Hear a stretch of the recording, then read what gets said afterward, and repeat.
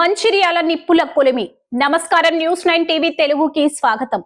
మంచిర్యాల జిల్లా ఇప్పుడు ఒక్కసారిగా గజగజ వణికిపోతుంది. ఎటు చూసిన ఉద్రిక్తత, ఎటు చూసిన పోలీస్ బూట్ల చప్పుడు. అవును, మీరు వింటుంది నిజం. మాజీ MLA BRS fire brand Balka Suman arrest రాష్ట్ర రాజకీయాల్లో పెను తుఫానును సృష్టించింది. ఈ అరెస్టును నిరసిస్తూ బీఆర్ఎస్ శ్రేణులు ఇచ్చిన జిల్లా బంద్ పిలుపుతో ఇప్పుడు మంచిర్యాల గడ్డ అట్టడుగుతోంది. అసలు ఏం జరుగుతుంది?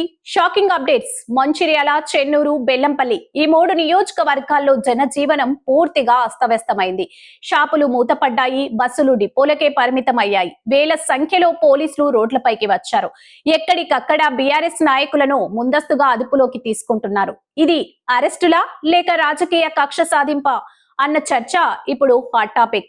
మా నాయకుడిని అక్రమంగా అరెస్ట్ చేస్తారా అంటూ గులాబీ దళం రోడ్లపై బైఠాయించింది. ఇది కేవలం బంద్ మాత్రమే కాదు, ప్రభుత్వంపై యుద్ధం అంటూ హెచ్చరిస్తున్నారు. బాల్క సుమన్ అరెస్ట్ వెనుక ఉన్న ఈ అదృశ్య హస్తం ఎవరిది?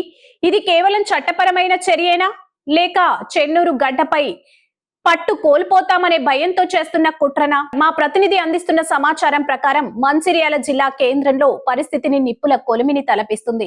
వ్యాపార సముదాయాలు స్వచ్ఛందంగా మూసివేస్తున్నారా లేక భయంతో మూసేస్తున్నారా అన్నది పక్కన పెడితే ఈ బంద్ ప్రభావం మాత్రం సెన్సేషనల్ గా ఉంది. చెన్నూరు నియోజకవర్గ సుమన్ అనుచరులు రౌద్ర రూపం దాల్చారు. ఈ సెగ హైదరాబాద్ పొలిటికల్ క్యారిడార్ ను తాకుతుంది. మరి కేసేపట్లో బీఆర్ఎస్ ముఖ్య నేతలు రంగంలోకి దిగబోతున్నారు. ఈ బంద్ ఇంకెన్ని మలుపులు తిరగబోతుందో, ప్రభుత్వం దీనిపై ఎలా స్పందించబోతుందో నిరంతరం అప్డేట్స్ కోసం చూస్తూనే ఉండండి న్యూస్ 9 టీవీ తెలుగు. జై హింద్.